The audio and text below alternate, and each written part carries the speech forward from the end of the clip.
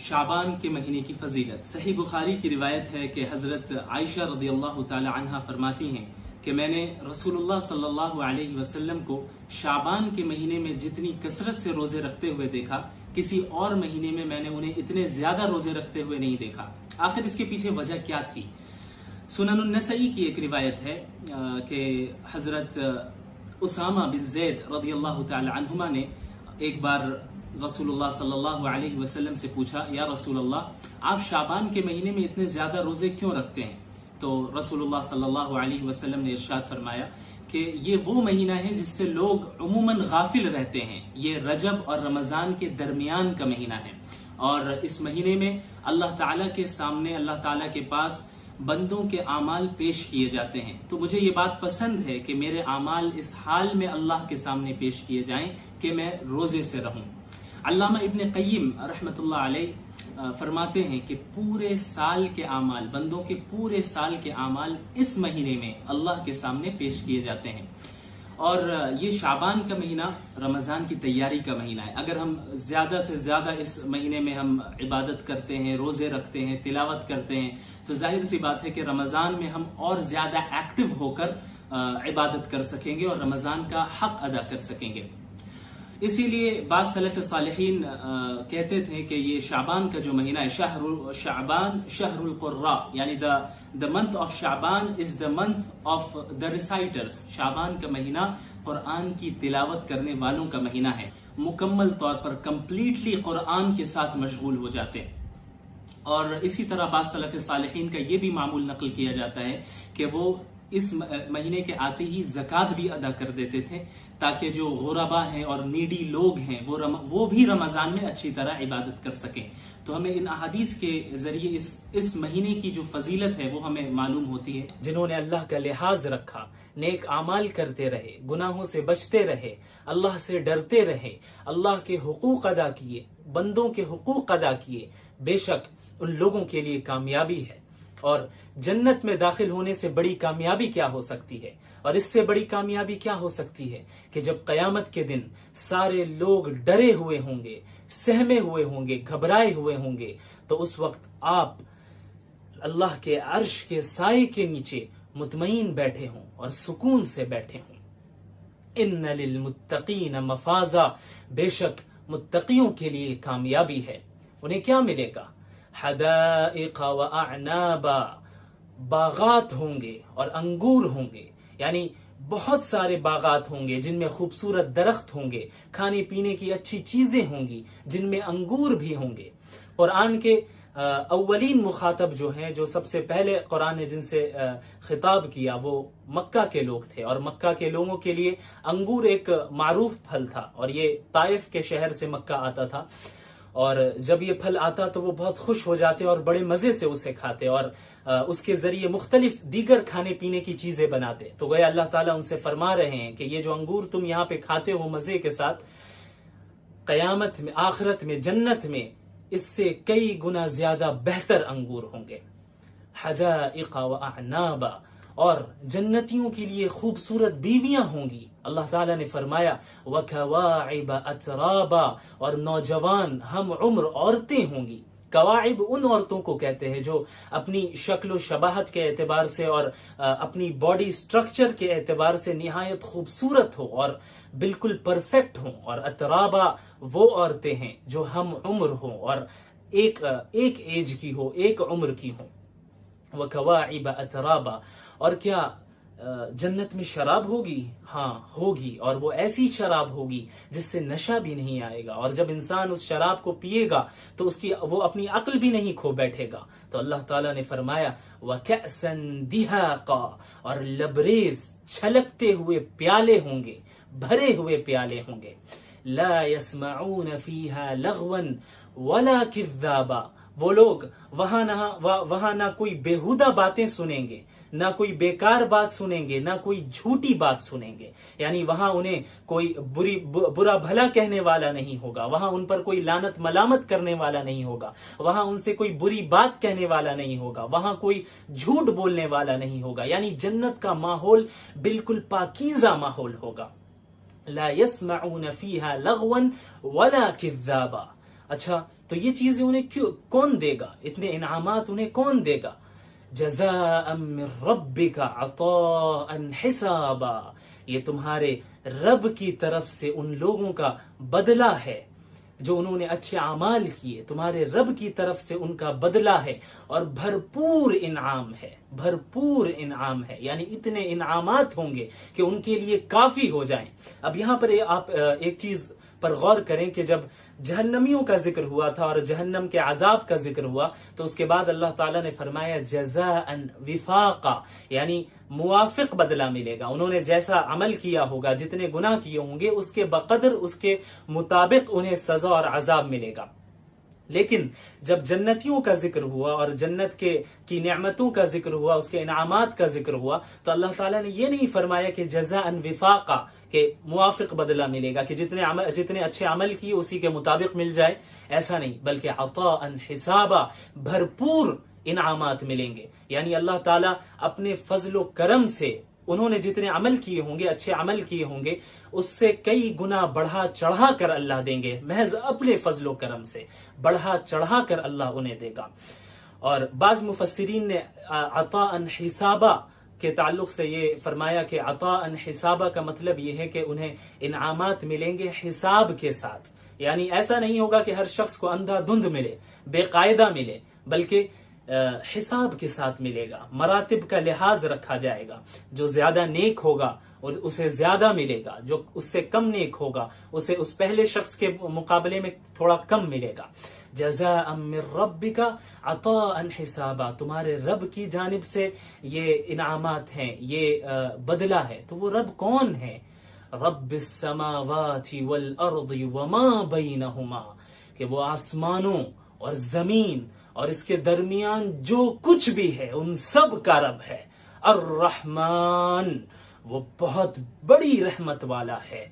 ला यमलिकून मिन्हु खिताबा, ला यमलिकून मिन्हु खिताबा, और इसी के साथ साथ वो ऐसी हैबत वाला रब है कि किसी की मजाल नहीं कि उस रब के सामने अपनी जबान खोले। अल्लाह के नबी सल्लल्लाहु अलैहि वसल्लम की अहादीस के मुख्तलिफ पहलू हैं, जैसा कि हम सब जानते हैं कि आप सल्लल्लाहु अलैहि वसल्लम ने अकायद की भी तालीम दी, आप सल्लल्लाहु अलैहि वसल्लम ने इबादात की भी तालीम दी, और आप सल्लल्लाहु अलैहि वसल्लम ने मामलात की भी तालीम, किस तरह हमारी माशरती जिंदगी हो उसकी भी तालीम दी। तो आप सल्लल्लाहु अलैहि वसल्लम की जो अहादीस हैं उनके मुख्तलिफ पहलू हैं। उन्हीं में से एक पहलू उन अहादीस का है जिसमें आप सल्लल्लाहु अलैहि वसल्लम ने फ्यूचर के मुतालिक पेशन गोइयां की, प्रेडिक्शंस की। आप सल्लल्लाहु अलैहि वसल्लम ने फ्यूचर के मुतालिक बताया कि ये फितने वजूद में आएंगे या ये अलामतें जाहिर होंगी, चाहे वो क़यामत की अलामत सुगरा से उनका ताल्लुक हो, यानी छोटी अलामतें, या फिर वो क़यामत की बड़ी अलामतें क्यों न हो, यानी जिन्हें हम अलामत कुबरा कहते हैं।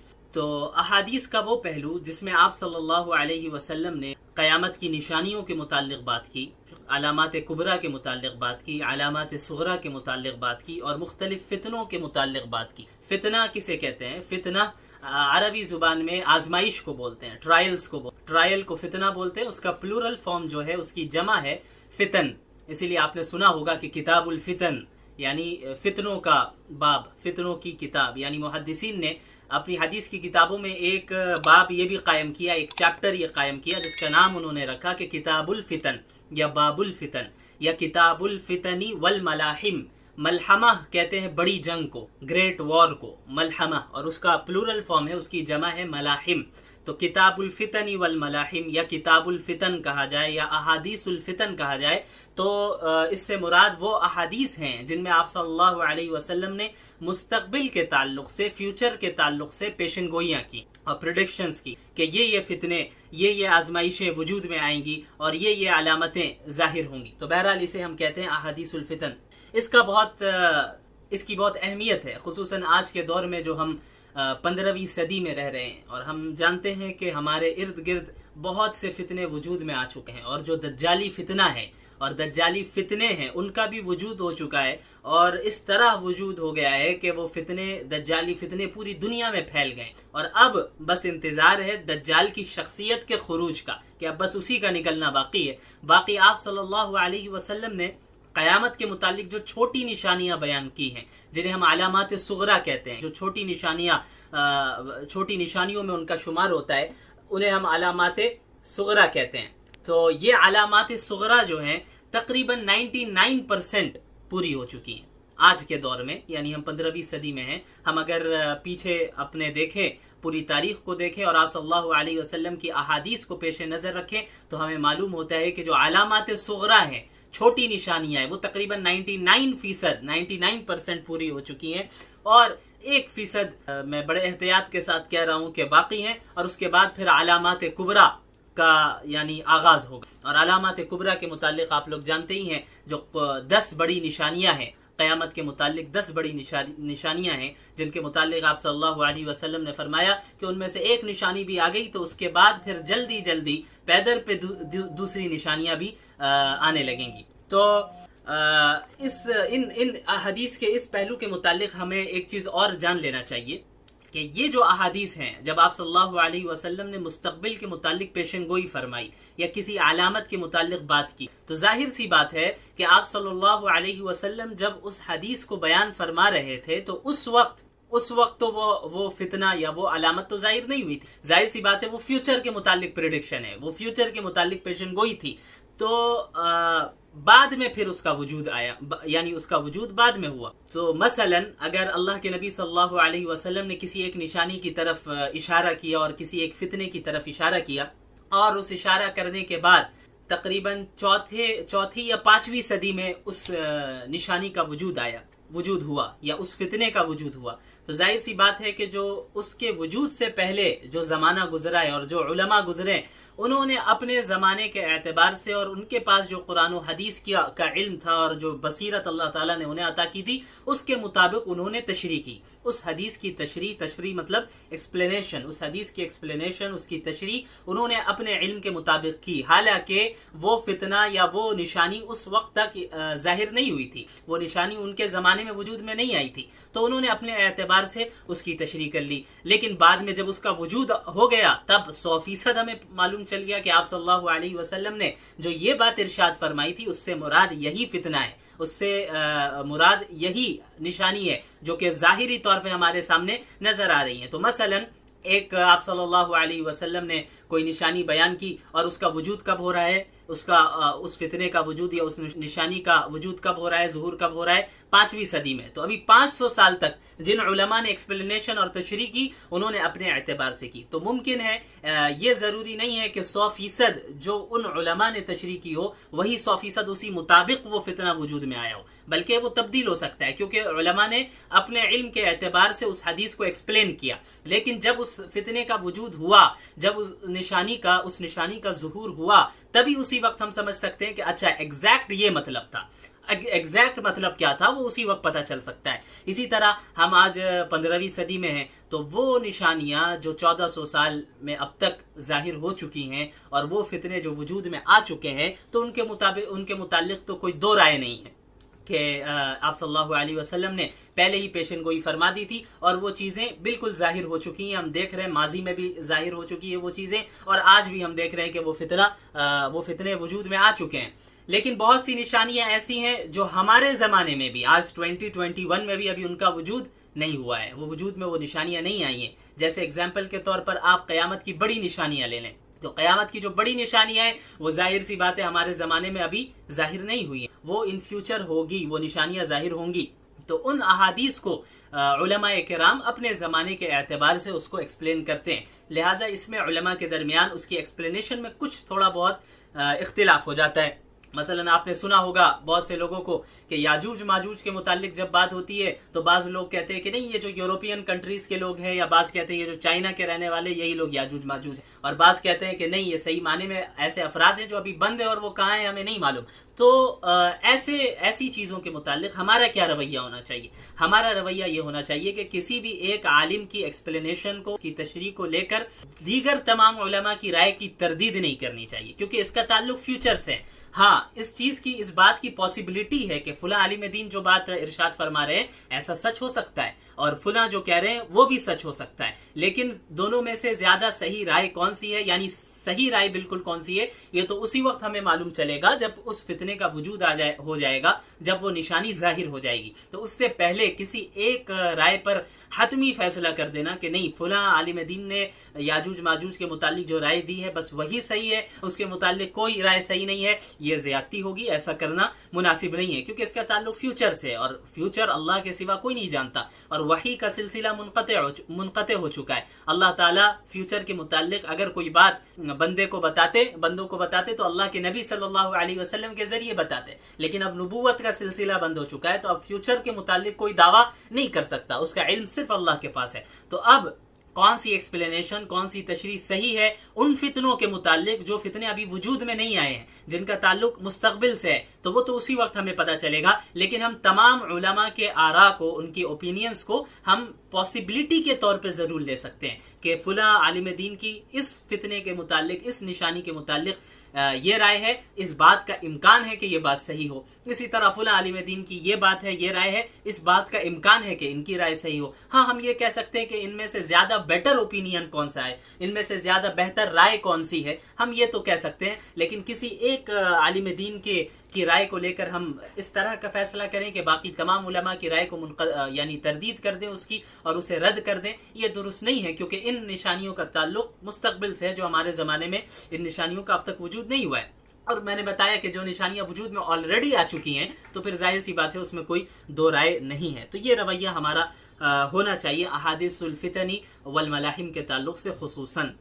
चलिए, तो अहादीसुल फितन में एक सबसे पहले तो हमें एक बहुत ही अहम हदीस हमारे सामने है, उसे हमें पढ़ना चाहिए, उसे हमें समझना चाहिए कि आप सल्लल्लाहु अलैहि वसल्लम ने पेशेनगोइयां की हैं, उसका क्या मतलब है। एक चीज ये भी हमेशा याद रखें, आप सल्लल्लाहु अलैहि वसल्लम की भी पेशेनगोइयां हैं, प्रेडिक्शंस हैं फ्यूचर के मुताल्लिक, वो सिर्फ खबर नहीं है, सिर्फ इंफॉर्मेशन नहीं है। यानी ऐसा नहीं है कि आप सल्लल्लाहु अलैहि वसल्लम ने बता दिया कि भाई ऐसा होगा तो बस होना है और हमें कोई फिक्र करने की जरूरत नहीं, बल्कि अहादीसुल फितन का जो पहलू है, यानी अहादीस का वो पहलू जिसका ताल्लुक फितन और मलाहिम से है, उसके उन अहादीस के फिर दो पहलू हैं। एक पहलू तो यही है कि उसमें आप सल्लल्लाहु अलैहि वसल्लम ने खबर दी, इंफॉर्मेशन है, ये खबर है कि मुस्तकबिल में या क़यामत के करीब या मुस्तकबिल में ऐसा होना है, ये चीज वजूद में आएगी, ये फितना वजूद में आएगा, ये निशानी जाहिर होगी। एक तो खबर है, इंफॉर्मेशन है, लेकिन दूसरा पहलू इसमें तंबीह है, तहजीर है कि उम्मत मुस्लिमा को मुतनब्बिह भी आप सल्लल्लाहु अलैहि वसल्लम ने कर दिया कि देखो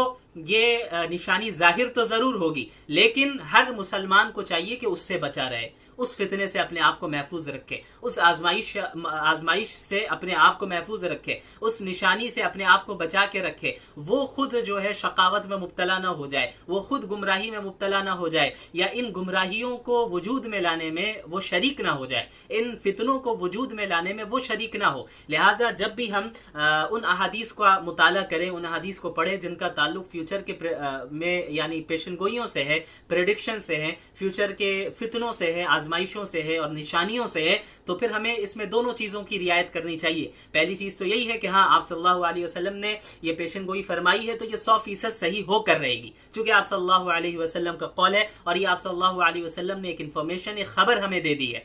और दूसरा पहलू क्या होना चाहिए कि हम अपने आप को महफूज करें, अपने ईमान की हिफाजत करें, अपने घर वालों और दीगर मुसलमानों की हिफाजत की फिक्र करें कि इन फितनों में हम मुब्तला ना हो जाए, इन फितनों से हम अपने आप को महफूज रखें। जाहिर तो होना है, इन फितनों को जाहिर तो होना है, इन निशानियों को जाहिर तो होना है, लेकिन हम किस तरह इन चीजों से बच सकते हैं। तो अहादीस के इन पहलू में आप सल्लल्लाहु अलैहि वसल्लम ने इन दोनों जानिब हमारी रहनुमाई फरमा दी है कि क्या निशानियां आने वाली है और किस तरह हमें महफूज भी रहना है। तो एक हदीस मेरे पेश नजर इस वक्त है, सबसे पहले हजरत, ये सही बुखारी की रिवायत है, हजरत अबू सईद खुदरी रज़ियल्लाहु तआला अन्हु फरमाते हैं कि अल्लाह के नबी सल्लल्लाहु अलैहि वसल्लम ने फरमाया, लतत्तबिउन्न सुनन मन कान क़ब्लकुम शिबरन बिशिबरिन व ज़िराअन बिज़िराअन हत्ता लौ दखलू हुज्र दब्बिन लदखलतुमूह क़ालू वल यहूद वन नसारा क़ाल फमन। अब इस हदीस का तर्जुमा सुन ले। हजरत अबू सईद खुदरी रज़ियल्लाहु अन्हु फरमाते हैं कि रसूलुल्लाह सल्लल्लाहु अलैहि वसल्लम ने इरशाद फरमाया कि यकीनन ऐसा होगा कि तुम यानी उम्मत मुस्लिमा, यानी मेरी उम्मत के लोग पिछली उम्मतों के तरीकों की पैरवी करने लगोगे, पिछली उम्मतों के तरीकों को फॉलो करने लगोगे, बालिश्त बराबर बालिश्त, ज़िरा बराबर ज़िरा। ये एक खास ताबीर है अरबी जुबान की, जिसे हम उर्दू में जैसे कहते हैं कि तुम कदम ब कदम उन्हें फॉलो करोगे, तो कदम ब कदम आगे चलोगे। तो कदम ब कदम चलने और कदम ब कदम फॉलो करने का क्या मतलब है? बिल्कुल जिस तरह उन लोगों ने जो हरकतें की, सेम बिल्कुल तुम भी उसी तरह करोगे। तो इसे अरबी में इसकी एक खास ताबीर है, शिबरन बिशिबरिन व ज़िराअन बिज़िराइन। शिब्र कहते हैं एक बालिश्त, ये जो बालिश है, ये जो जितना फासला है, इसे क्या कहते हैं? शिब्र, एक बालिश। और ज़िरा किसे कहते हैं? ज़िरा हाथ की उंगलियों से लेकर यहाँ कोहनी तक ये जो हिस्सा है हाथ का, इसे ज़िरा कहते हैं। ये तकरीबन 2 बालिश के बराबर है, 2 बालिश के बराबर है। तो ये बालिश बराबर बालिश और ज़िरा बराबर ज़िरा, ये एक खास टर्म है, एक खास ताबीर है, जिसका मतलब यह है कि तुम बिल्कुल सेम टू सेम उनको फॉलो करोगे, जिसे हम उर्दू में कह सकते हैं कि कदम ब कदम चलोगे उनके साथ। तो आप सल्लल्लाहु अलैहि वसल्लम ने क्या फरमाया कि यकीनन ऐसा होगा, लतत्तबिउन्न सुनन मन कान क़ब्लकुम, यकीनन ऐसा होगा कि तुम यानी उम्मत मुस्लिमा पिछली उम्मतों के तरीकों को फॉलो करोगे, बालिश्त बराबर बालिश्त और ज़िरा बराबर ज़िरा, यानी कदम ब कदम चलोगे, यहाँ तक के हत्ता लौ दखलू हुजर दब्बिन लदखलतुमु, कि यहाँ तक के अगर वो किसी गोह के बिल में घुसे होंगे तो तुम भी उस बिल में घुस जाओगे। गोह एक जानवर का नाम है, एक लिजर्ड है, जो बड़ा लिजर्ड होता है। इसे आप गूगल में सर्च कर सकते हैं। इसे अरबी में दब कहते हैं, दब्बुन, दाद बा दब्बुन, इसे उर्दू में गोह कहते हैं। एक बड़ा लिजर्ड है, बड़ी छिपकली है। तो अल्लाह के नबी सल्लल्लाहु अलैहि वसल्लम ने फरमाया कि अगर पिछली उम्मत के लोगों ने ऐसी हरकत की होती, यानी वो किसी गोह के बिल में घुस गए हैं, तो तुम भी उनकी पैरवी करते हुए, उनको फॉलो करते हुए तुम भी उस बिल में घुस जाओगे। इसका भी यही मतलब है, इसका हकीकी माना ये नहीं है, यानी इसका मतलब ये नहीं है कि हकीकी माने में कोई बिल में घुस जाए। इसका मतलब भी यही है कि तुम इतनी शिद्दत के साथ उन्हें फॉलो करोगे, इतनी उनकी इत्तिबा करने में, उनकी पैरवी करने में इतनी ज्यादा शिद्दत इख्तियार करोगे कि अगर वो उनमें से किसी ने ऐसी अहमकाना हरकत भी की है कि अगर वो किसी गोह के बिल में घुस गए हैं, तो तुम भी उनको फॉलो करते हुए उसमें घुस जाओगे। फिर आगे सहाबा किराम ने आप सल्लल्लाहु अलैहि वसल्लम से पूछा, दरियाफ्त किया कि अल यहूद व नसारा या रसूलल्लाह, क्या पिछली उम्मतों से कौन मुराद है? क्या यहूद व नसारा मुराद है? पिछली उम्मतों से क्या यहूद व नसारा मुराद है? तो आप सल्लल्लाहु अलैहि वसल्लम ने फरमाया कि फमन, और कौन, यानी पिछली उम्मतों से मुराद यहूद और नसारा ही है। अब देखिए, इस हदीस को जब आप सल्लल्लाहु अलैहि वसल्लम ने बयान फरमाया है, जाहिर सी बात है उस वक्त तो ये चीज वजूद में नहीं आई थी। उस वक्त तो ऐसा नहीं था कि मुसलमान यहूद और नसारा की इत्तिबा कर रहे थे, बल्कि सहाबा किराम की जमात थी, जो आला तरीन जमात है। अंबिया अलैहिमुस्सलातु वस्सलाम के बाद आला तरीन जमात सहाबा किराम की जमात है, और उनसे तो कभी तसव्वुर भी नहीं किया जा सकता कि वो यहूद और नसारा की इत्तिबा करे। वो तो ऐसी कौम है, वो ऐसे अफराद थे जिन्होंने यहूद और नसारा, कैसर और किसरा के तख्त को ही उलट कर रख दिया, तो वो उनकी इत्तिबा कैसे कर सकते हैं? वो आप सल्लल्लाहु अलैहि वसल्लम की तो जान माल हर एतबार से उनका साथ देते और इस दीन का साथ देते। तो जाहिर सी बात है, जब ये हदीस आप सल्लल्लाहु अलैहि वसल्लम ने बयान फरमाई और जब ये पेशन गोई और ये प्रेडिक्शन की, तो उस वक्त ये चीज वजूद में नहीं आई थी। तो मुमकिन है कि सहाबा किराम को इस एतबार से तो जरूर ताज्जुब हुआ होगा कि मुसलमान भी ऐसा कर सकते हैं कि हम आप सल्लल्लाहु अलैहि वसल्लम के लिए हमने हर चीज को कुर्बान किया, इस दीन के लिए हर चीज को कुर्बान कर दिया, हमने अपनी जान, माल, वतन, अहलो अयाल सब कुछ छोड़ दिया और इस दीन की सरबुलंदी के लिए हमने कोशिशें की और पूरी दुनिया में हम दीन की तबलीग और इसको फैलाने में, आम करने में हम लग गए। तो क्या ऐसी नस्ल भी आएगी, मुसलमानों की ऐसी नस्ल भी आएगी कि वो यहूद और नसारा की इस तरह इत्तिबा करने लगेंगे कि उनके साथ कदम ब कदम चलेंगे? तो जाहिर सी बात है उस वक्त ये चीज तो जाहिर नहीं हुई थी। लेकिन आप और हम अगर अपने आप से पूछें और अपने आप से सवाल करें तो यकीनन हम यही कहेंगे कि ये वो जमाना जरूर आ गया है कि आप सल्लल्लाहु अलैहि वसल्लम की ये हदीस 100% सही हो गई। ये वो जमाना है जिसमें आप सल्लल्लाहु अलैहि वसल्लम की जो प्रेडिक्शन है, जो पेशन गोई है, वो 100% सच साबित हो गई है। अब आप खुद गौर करें कि आज उम्मत मुस्लिमा में तमाम वो बुराइयां शामिल हैं जो पिछली उम्मतों में शामिल थी। आप खुद गौर करें, अगर आपको मौका मिले आप पिछली उम्मतों की तारीख को पढ़ें, पिछली उम्मतों में खुसूसन यहूद और नसारा, चूंकि इस हदीस में जिक्र किया गया है यहूद और नसारा, उनकी तारीख को पढ़ें, उनके अंबिया और उनकी कौमों के मुतालिक पढ़ें, तो जो बीमारियां उन कौमों में थी वो बीमारियां आज उम्मत मुस्लिमा में भी है। तो आप सल्लल्लाहु अलैहि वसल्लम ने फरमाया कि पिछले उम्मत की बुराइयां और पिछले उम्मत की सारी बुराइयां तुम्हारे अंदर आएगी और तुम उन बुराई में उनको फॉलो करोगे और कदम ब कदम फॉलो करोगे, इस तरह फॉलो करोगे और बहुत ज्यादा शिद्दत इख्तियार करोगे। आप देखें कौम शुएब अलैहिस्सलाम की कौम के अंदर जो बीमारी थी वो हमारे अंदर दाखिल है। शुएब अलैहिस्सलाम अपनी कौम से कहा करते थे वला तबखसुन्नास अशियाअहुम, कि तुम लोगों में के लिए नाप तोल में कमी ना करो। नाप तोल में कमी करना ये एक बहुत बड़ी बीमारी थी कौम शुएब की। आज ये देखें, आज हमारे यहाँ आप चले जाएं बाजार में कोई मामलात करें तो मुसलमान धोखा दे रहा है, एक दूसरे मुसलमान को भी धोखा दे रहा है, गैर मुस्लिम को भी धोखा दे रहा है। आज गैर मुस्लिमों पर एतमाद कर लिया जा रहा है लेकिन मुसलमान पर कोई एतमाद करने के लिए तैयार नहीं है। वो डर रहा है कि मुसलमान धोखा देगा। क्यों इतने मामलात खराब हुए? ऐसे मामलात शुएब अलैहिस्सलाम की कौम में थी, यानी ये खराब मामलात वो किया करते थे, नाप तोल में कमी बेशी किया करते थे, मामलात में एक दूसरे को धोखा दिया करते थे। तो वही बीमारी आज इस उम्मत मुस्लिमा में भी है। और कौम लूत की बीमारी कितनी घिनौनी बीमारी थी, आज उम्मत मुस्लिमा में वो बीमारी भी दाखिल है। इसके अलावा आप यहूद को देखिए, आप सल्लल्लाहु अलैहि वसल्लम की अहादीस का अगर आप मुताला करें, तफासिर का मुताला करें तो आपको मालूम होगा कि जब हजरत मूसा अलैहिस्सलातु वस्सलाम मबूस हुए बनी इसराइल की तरफ, और पूरी फिर बनी इसराइल की आप तारीख को पढ़ें कि किस तरह वो कोताही किया करते थे और मुखालफत किया करते थे। एक तरफ उनका दावा था कि मैं मूसा का मानने वाला हूं, हम मूसा के मानने वाले हैं, हम एक खुदा को मानते हैं, लेकिन उसके बाद अमली तौर पे मुखालफत किया करते थे मूसा अलैहिस्सलातु वस्सलाम की और अल्लाह ताला की। ये बुराई आज हमारे यहाँ है। आप देखेंगे, आप कुरान करीम को पढ़ेंगे तो कई जगह आपको ये मिलेगा कि वो खुद कहा करते थे, मूसा अलैहिस्सलातु वस्सलाम से मुतालबा किया करते थे, आप जाइए अपने रब से कहिए हमें ये दे दे, हमें वो दे दे। और जब अल्लाह उन्हें उन नेमतों को अता कर देता तो फिर उसकी नाशुक्री करने लगते। लेकिन अल्लाह ताला ने यहूद को सबसे पहले जब उनका इंतखाब किया तौहीद की बुनियाद पे, बनी इसराइल को कहा व अन्नी फद्दलतुकुम अलल आलमीन, कि मैं तुम्हारे जमाने में तुम लोगों को तमाम आलम पर फजीलत दे रहा हूं, कि तुम तौहीद वाली कौम हो इसलिए तुम्हें फजीलत दे रहा हूं। लेकिन उन्होंने क्या किया? उन्होंने अल्लाह की इस फजीलत की नाशुक्री की, इस नेमत की नाशुक्री की। मूसा अलैहिस्सलातु वस्सलाम ये तो कहते हम मानते हैं मूसा को, ये तो कहते कि फिरौन के पास हमें निकलना है, बचना है और फिरौन जालिम है, लेकिन जब मूसा अलैहिस्सलातु वस्सलाम की जानिब से कोई हुक्म आता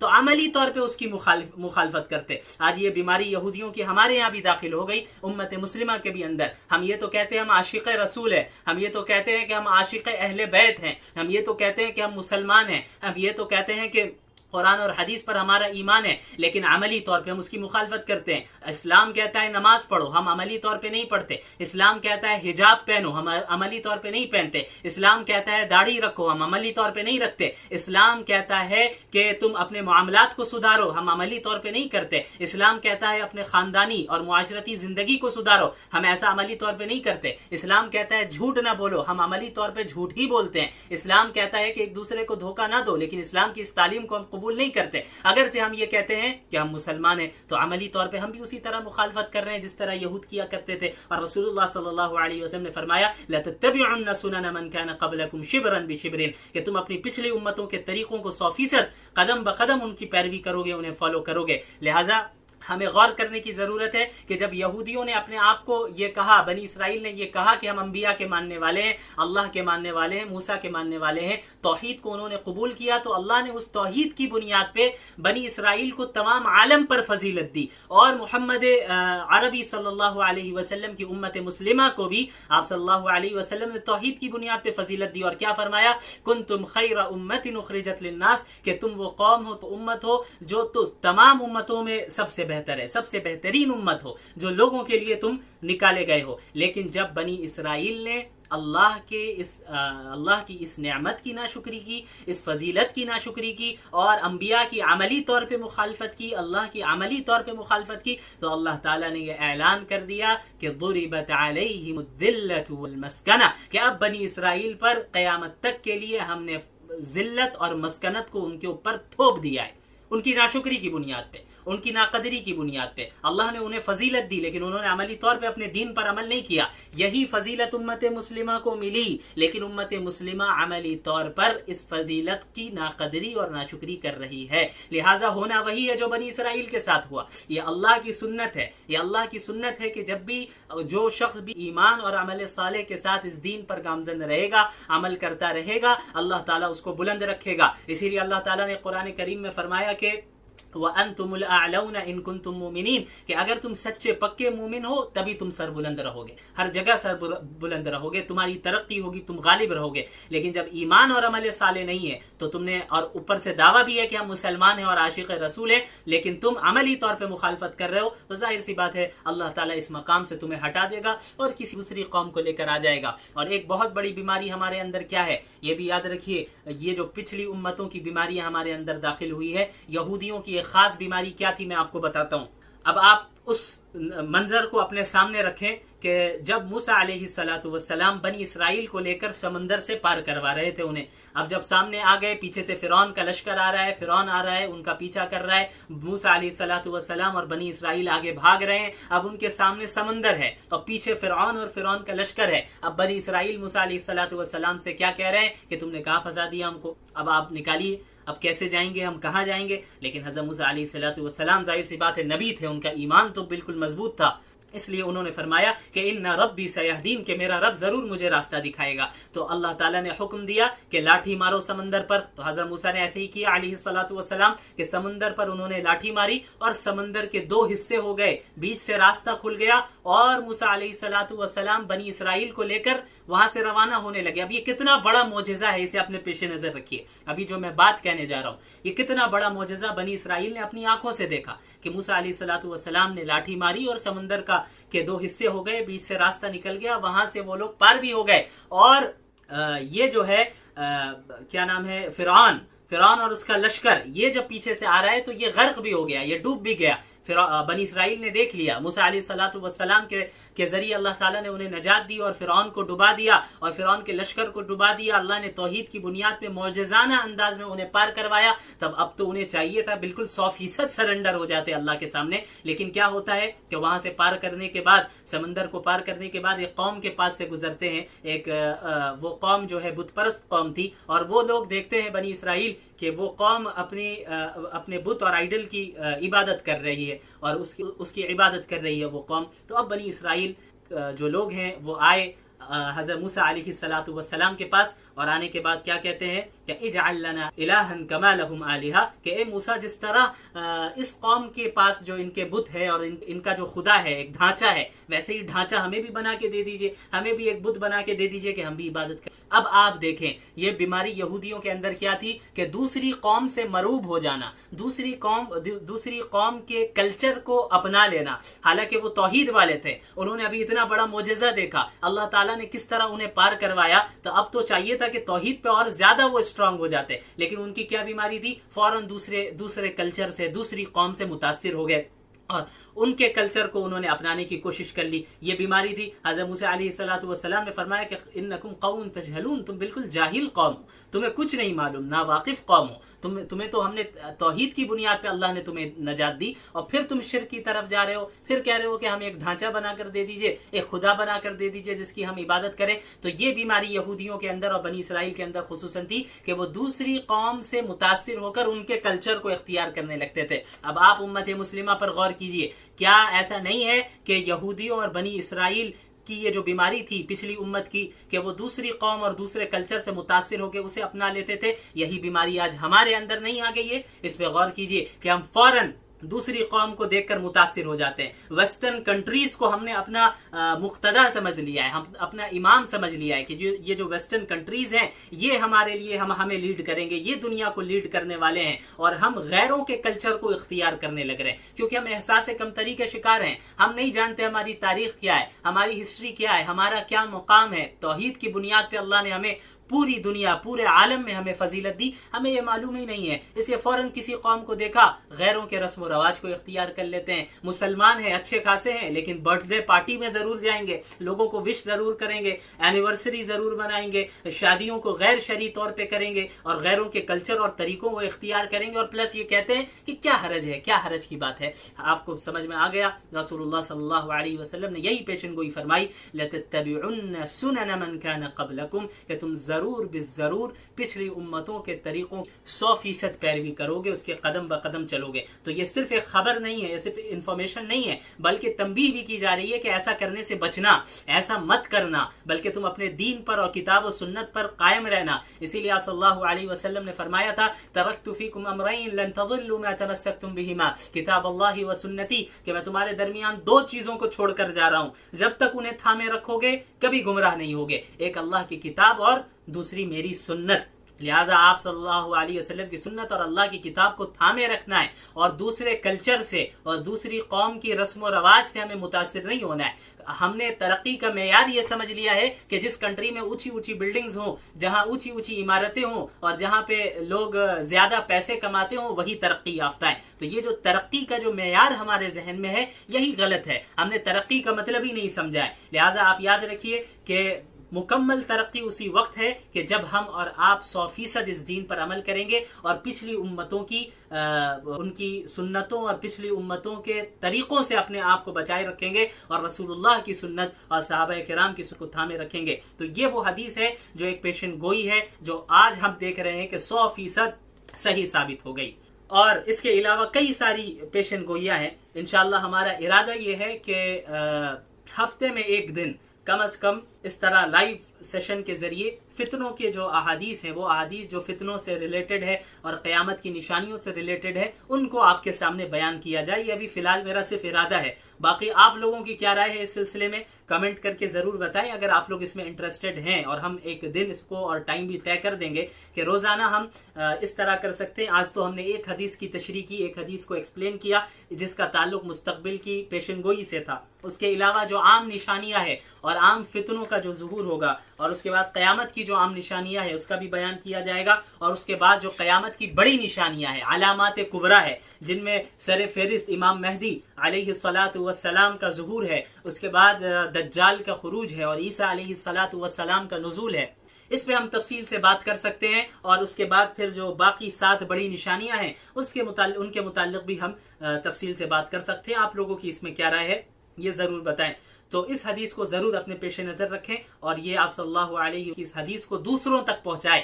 ये बहुत बड़ी चीज है। आप सल्लल्लाहु अलैहि वसल्लम ने फरमाया कि अल्लाह ताला उस शख्स के चेहरे को तरोताजा करे जो मेरी एक हदीस सुने और उसे दूसरों तक पहुंचाए। तो ये बहुत अहम चीज है। और हम आज जिस दौर में रह रहे हैं, इससे ये बिल्कुल भी इनकार नहीं किया जा सकता कि हम दज्जाल के खुरूज के जमाने से बहुत करीब। हम ये तो नहीं कह सकते कि इस साल में निकलेगा दज्जाल या फुला साल में इमाम मेहदी का ज़ुहूर होगा, ये कोई नहीं कह सकता। इसका ताल्लुक मुस्तकबिल से है, ये सिर्फ अल्लाह ताला जानते हैं। लेकिन ये बात तो जरूर है कि हम आज जिस जमाने में, ये दज्जाल के जमाने से बहुत करीब का जमाना है, बहुत करीब है हम। लिहाजा हमें चाहिए कि लोगों के अंदर एक शऊर बेदार करें और जो आप सल्लल्लाहु अलैहि वसल्लम से ने दज्जाल से बचने का जो तरीका बयान किया है और इन फितनों से बचने के जो मुख्तलिफ तरीके बयान किए हैं, वो लोगों में आम किया जाए, लोगों को बताया जाए, ताकि हम खुद अपने ईमान की भी हिफाजत कर सके और अपनी नस्लों की भी ईमान की हिफाजत कर सके।